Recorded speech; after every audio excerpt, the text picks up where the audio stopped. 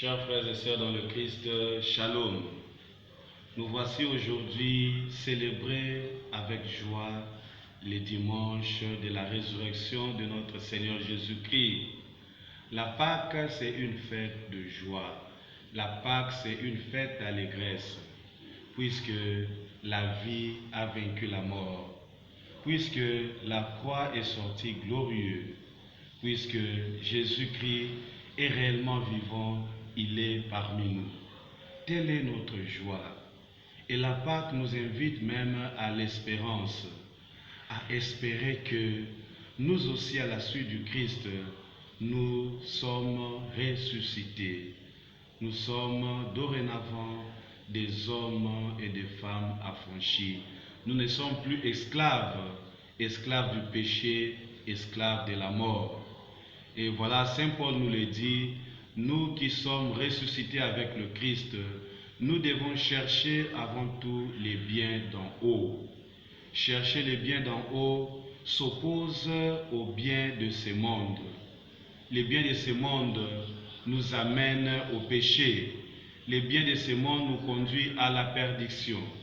Tandis que la résurrection nous introduit même dans l'amour de Dieu. La résurrection nous introduit dans la plénitude de la vie, une vie qui n'a pas de limites. Et ce que nous pouvons comprendre par la résurrection du Christ, c'est une récréation. C'est-à-dire Dieu veut encore donner à notre monde, à notre univers, un nouveau souffle, une nouvelle vie, puisque la vie antérieure a été détruite par le mal, par le péché, par la corruption du diable. Voilà, Jésus-Christ vient justement payer notre dette. Jésus-Christ vient justement nous donner cette vie des enfants de Dieu que nous avions perdue. Et la résurrection nous amène aussi à reconnaître que nous sommes tous famille. La résurrection fait de nous les enfants d'un même Père. La résurrection fait de nous les enfants d'une même Église et d'une même foi et un seul baptême.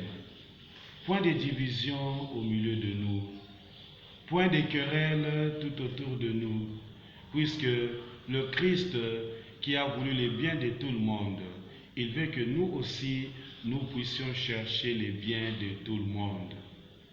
La résurrection n'aura son sens que lorsque nous sommes à mesure de regarder l'autre comme frère, comme sœur. Et lorsque nous ne cherchons pas notre propre salut, mais le salut du monde entier.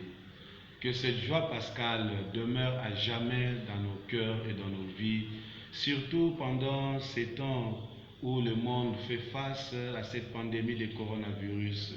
Que nous puissions garder notre espérance et notre espoir que le Christ ressuscité va nous renouveler, va nous donner une nouvelle vie, et c'est lui qui mettra fin à tout ce qui nous dérange, comme maladie, comme souffrance, comme difficulté, puisqu'il a vaincu la mort.